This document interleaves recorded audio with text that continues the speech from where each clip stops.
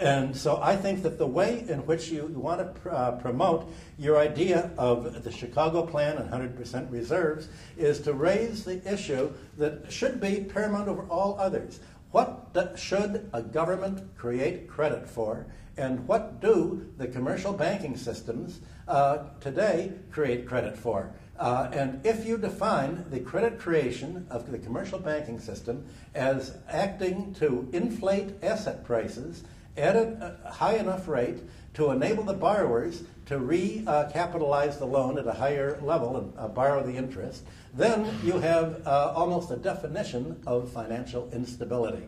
And it won't work. And you have to explain to people that the surplus is going to require more and more of a wage squeeze, more and more of a transfer of income coming out of their pockets, and it will turn the economy away from a productive production and consumption economy into a toll booth economy. Here in Chicago, as you all know, they're privatizing the streets and the sidewalks to put parking meters. We took a walk down the parking meter tour the other day, to turn the Dan Ryan Expressway and others into toll roads. Essentially, it's to do to the American economy what the Norman conquerors did to England in the 13th century. All they had to take was the land. Today they can take all of the vast expenditure in public infrastructure that's been built up and essentially put toll booths on it to use the phones, the internet, the roads, the school system, where you now have to pay a high tuition, as in Latvia, where you didn't used to have to put so that everybody's income is going to pay economic rent, not wages or profits. And you have an academic economic system that doesn't teach the history of economic thought anymore, so the very concept of economic rent is wiped out. The theory is that everybody gets what they earn, that everything is productive as long as you can pay the banker. And this is what you have to raise the level of abstraction and discussion to if you want to get widespread support beyond your immediate members. Thank you.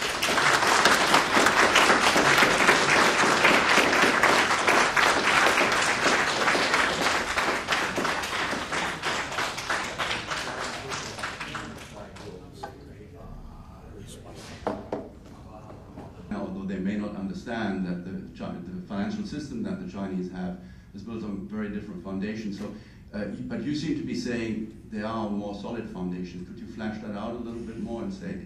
Their problems are different from the United States.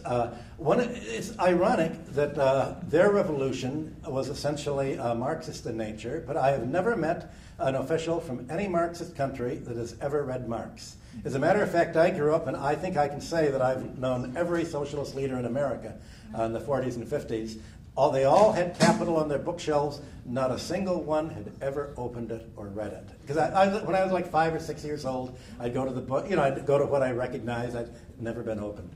And the fact is that when China began to privatize and sell off the land, it said, well, we want to turn over the land and have it developed and build up buildings. And so what we're going to do is we're going to collect the rent 80 years in advance, and all in one swipe. But all they can afford is like $100. So we're going to essentially they confused taxing rent with a transfer of property ownership. The deed should have been sold for the notary price of $80, but then subject to an increase in the land tax. And what I'm advocating for China is that the way to prevent a property bubble is to tax the free rent. As your property increases in value with the prosperity of the economy, this is going to increase the rental value of the land, as you've seen now. And in villages in China, you have a decentralized system where local mayors are quickly putting up buildings, so the government will have to pay them to tear them down to return it to agricultural land. This is what's happening. So what I would say was let them develop the land. The deal will be the government will collect the rental value of the land. That's the Henry George plan. We never use the word there because but it's essentially we use the word John Stuart Mill, Adam Smith, Thorstein Veblen. But that essentially is what the plan is. And if the government does not collect the rent, then it's pledged to the bank as interest, and the bank will lend against it. So prices are going up in China because the banks are lending against the rental value that the government is failing to collect. And that's why I said at the beginning, you need a fiscal reform with your financial reform. If you have the fiscal reform of taxing the land's rental value and the economic rent of infrastructure and other sectors, then you will not leave the surplus available for the banks to capitalize into a bank loan, turning the rent into interest payments. That should be the objective. And that's why we reject the Henry George theory so thoroughly, because they say you should only tax land, don't do any other reform. The whole model of the Henry George movement is that of the neoclassical model. The whole economy works on barter. Money in credit is really just embodied labor. It's a goofy model. And the problem is that the only people organized who are pushing the fiscal policy we have are these nuts on the right-wing part of the spectrum. So we've had to create an entirely new constituency for a land tax on the left-wing part of the spectrum in the social democratic, and essentially to reintroduce the land tax as it originally was introduced by John Stuart Mill and others as a socialist policy. And it's likely that this will be in countries like China, not in Nazi Germany, where the Georgists put most of their effort in 1926, and in America, where they pushed ultra right-wing causes.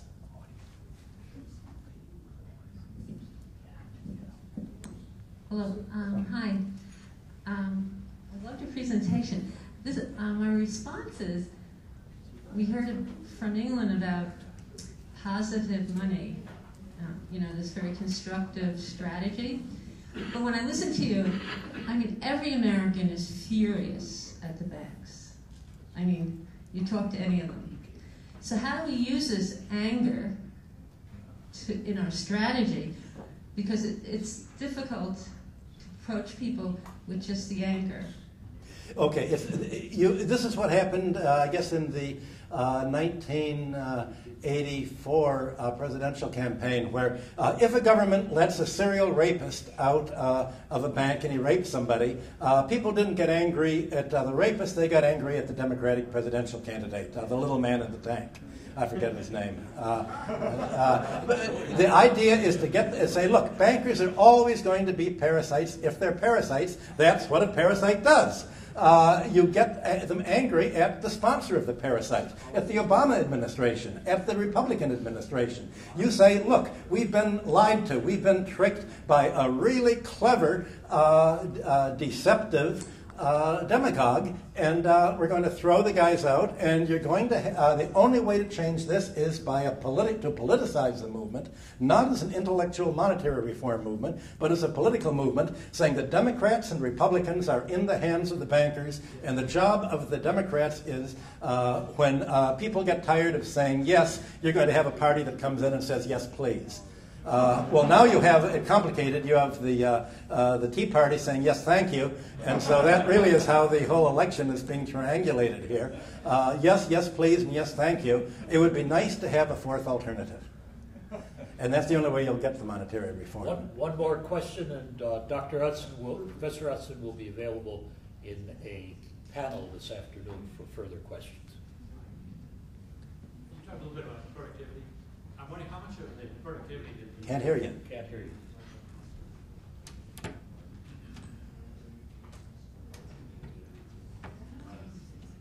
How much of the productivity that the Federal Reserve keeps telling us about is real? Ha-ha! Very good point. The 19th century... I've just republished the book. Sorry. If you can hand me the book, I'll hold it up. Oh, strangulated there. America's Protectionist Takeoff summarizes the American school of political economy. The whole idea of America as a new civilization was to be the high-wage economy. The idea that high-wage labor undersells pauper labor because well-fed, well-clothed, well-educated labor is high-productivity labor. So, Steve, I would add to the formulas that Steve Keen put in before another formula, the change in the productivity rate relative to the change in the wage rate. Under the American system, the idea was to protect American industry by tariffs that would provide industrialists with enough money to increase productivity by enough to pay high wages. And essentially, Erasmus Peshine Smith, who outlined the Republican Party program in 1853 when it was formed, though quite different Republicans from what we have today, was that capital productivity and labor productivity was a function of energy use per worker. Joules per essentially thermal units, or however you want to measure energy per worker. And as late as the 1930s, the technocratic movement here, that also was into monetary reform, followed the energy per worker growth. And it was the increase in labor productivity that enabled the debts to grow exponentially in keeping. Under Greenspan, you have a different kind of productivity. Today, for the first time in modern history, you have rising productivity with lower wages. And that is a result of financial management. And what they've done is shrink the labor force and keep, while the labor force has been shrinking, you keep output steady by forcing the remaining workers to pick up the jobs of the people who are losing. So you're working labor more intensively. You're promoting labor from blue-collar labor ostensibly to managers who you don't have to pay overtime for, and telling them work overtime or be fired. And as Greenspan pointed out, if you're fired, your credit card rate goes up and you default on your mortgage and you lose your home. So today, the raise in productivity is simply working labor more intensively and essentially burning them out. It's the burnout theory of labor, the antithesis of the economy of high wages. And America today is in the burnout theory. They're firing, if they do have a cost of living increase, they're firing labor and replacing it with unskilled labor. So essentially, there's a race to the bottom today, and the statistics call that a rise in productivity, but it's a fake productivity. It's not anything like people used to think of as labor productivity at all. So that the delta wages over the delta productivity has to be a key element of any economic financial model. Okay, we're going to have another hour and a half of this in the afternoon. You're saying then basically that it's whatever the system is after the banks have created the money, they are the beneficiary. It's coming back to them. That's the idea. It's a profit. It's important. Yes, really. Actually, they call that self-interest. Okay. But the assumption of all economics is that everybody acts in their self-interest.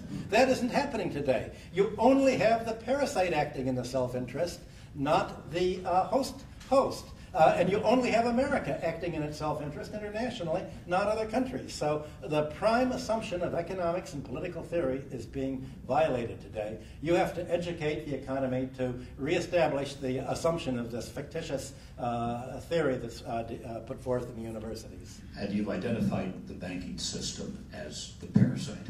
Yes. Okay.